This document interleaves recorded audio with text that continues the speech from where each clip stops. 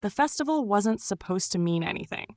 It was one of those neighborhood Saturdays where traffic reroutes, the air smells like kettle corn and sunscreen, and you find yourself buying soap carved into citrus shapes because the vendor smiled at you like you already owned one. I'd only gone because my coworker Dan had a booth for his girlfriend's ceramics, and he'd guilted me with promises of free lemonade and people watching of Olympic quality. The weather was obediently perfect, which already felt suspicious. Sun, but not scalding, a breeze that knew when to arrive. I parked farther away than planned because of barricades, and by the time I found Dan, I'd acquired a small sunburn and a paper bag of mystery trinkets that made me look more invested in local culture than I was. His girlfriend's pottery was beautiful and breakable, and after 10 minutes of pretending to have opinions about glazing techniques, I excused myself to wander. The Festival of Threads section ran along a side street lined with tents. Local designers, vintage resellers, textile schools, all buzzing with color and chatter. I hadn't expected to stop. I've always been the sort of person who considers clothing an act of camouflage, not confession. My work uniform is a rotation of quiet shirts and jeans that look like they've been coached not to make a scene. But then I saw the sign, "Build your outfit, try on a new texture." It was a pop-up booth run by some art collective, the kind of thing that starts with a hashtag and ends with a thesis statement. The idea was simple. Racks of garments sorted by fabric, corduroy, silk, mesh, wool, satin, and a mirror framed with lights that hummed softly. Volunteers help people mix textures, snap Polaroids, and hang their pictures on a wire grid strung across the tent. The photos fluttered like 1,000 small rebellions in the breeze. Most were goofy. Couples in matching denim, kids drowning in faux fur, someone in a feather boa over a biker jacket. The laughter, coming from inside, was contagious. I was on my way past when one of the volunteers, mid-20s, clipboard, probably an art student with the calm eyes of someone who'd seen a lot of self-consciousness, caught my glance and smiled. "Want to build your outfit?" they asked, as if the question were as ordinary as, "Want a sample?" "Oh, I'm good," I said, default defense. "You sure? It's like adult dress-up, minus the rules." Something about that, minus the rules, stuck. I hesitated. They handed me a laminated card that said, "Step 1, pick a texture you've never worn."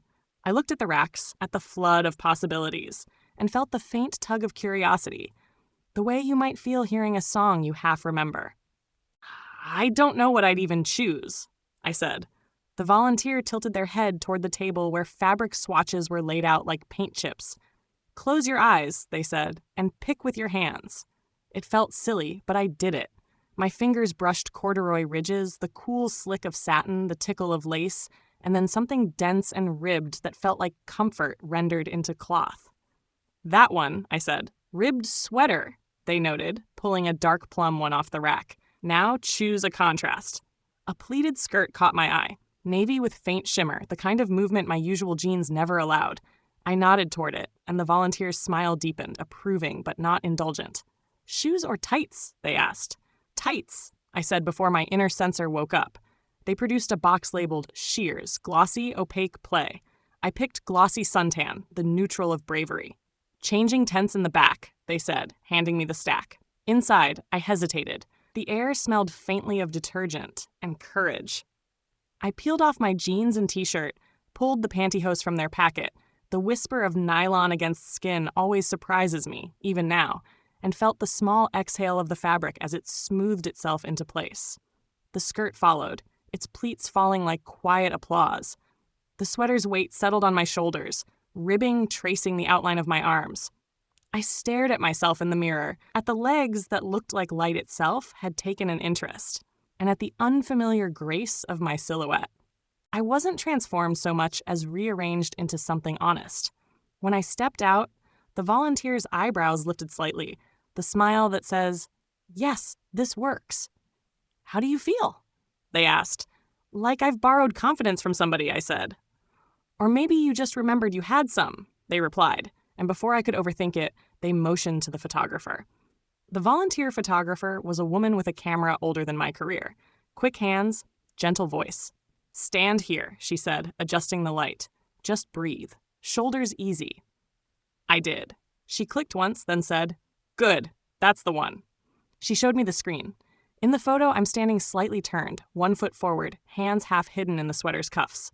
My expression isn't smile or smirk. It's something smaller and truer, like the moment before laughter when you realize you're allowed. They printed 2 copies, one for the grid, one for me.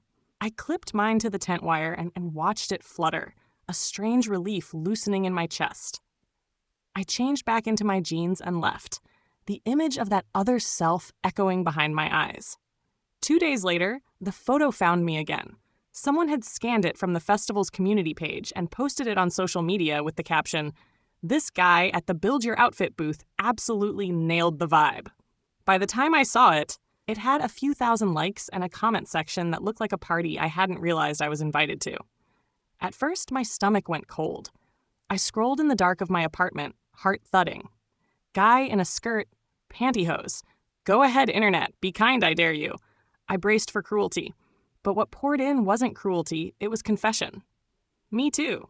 Been wanting to try this for years. Look how comfortable he looks. His legs are goals. This is what joy looks like. Every 10th comment was a joke, sure, but the other 9 sounded like letters from a community I hadn't known was mine. Strangers tagged friends. This energy. You next. We could do this, right? I closed my phone, opened it again, closed it, reopened. The photo didn't change. The shoulders were still shy, the smile still half lit, the pantyhose still glossy enough to catch the light without apology. I felt something move between embarrassment and relief, a tectonic shift I couldn't name. The next morning at work, I expected whispers, but no one said a thing. The city's algorithms hadn't reached my office, or maybe no one cared. By lunch, I caught myself checking the post again. The comments kept multiplying, people trading stories about first times and secret joys, threads of kindness weaving into something bigger. That night, I walked the route home that passed by the festival street. The tents were gone, asphalt bare except for chalk outlines and a few rogue glitter flecks. But I could still see the grid of photos in my mind, that trembling constellation of faces trying on possibility. I thought about the volunteers' words. Maybe you just remembered you had some confidence and wondered how long I'd been misplacing it.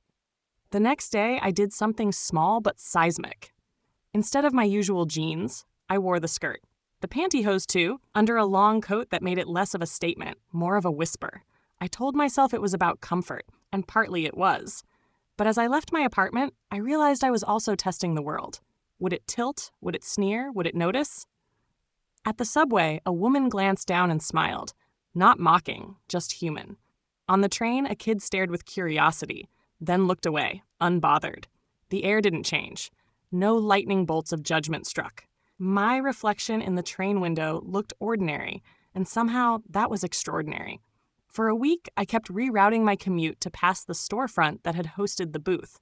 I didn't know what I was looking for. Proof, maybe, that it had happened.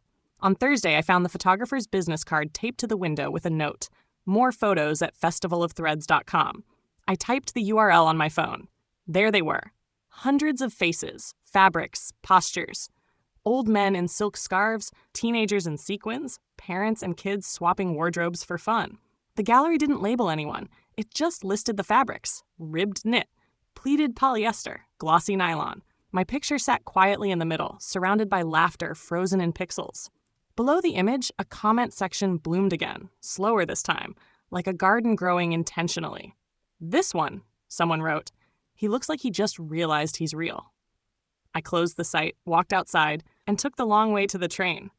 The air tasted cleaner for reasons that had nothing to do with weather. I started to recognize faces on that route. People who'd smiled at me in the thread comments, maybe, or people who just understood what a small act of visibility can mean. A man in a linen tunic nodded at me like we shared a password. A teenager in a plaid skirt waved. 2 weeks later, the photographer messaged me through the site. "Your photo's been shared on a few advocacy blogs," she wrote. "We can take it down if you'd prefer." I stared at the screen for a long time before typing back. "Keep it up. It's not just mine anymore." Because it wasn't. It belonged to everyone who'd ever hesitated at the edge of a fitting room, to everyone whose heart raced at the click of a camera because it felt like exposure and revelation at once. The next festival was 8 months away, but by then I'd stopped waiting for sanctioned moments. I started experimenting quietly. A corduroy jacket here, a bit of shimmer there.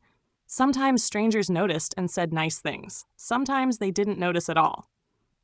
Either way, I learned to walk differently, like the ground was a runway that belonged to everyone, like the fabric against my skin was permission. And on certain mornings, when the light hit the pavement just right, I'd catch a reflection in a shop window, a person in motion, shoulders loose, eyes curious, and think, there you are. You built your outfit. You built your way home.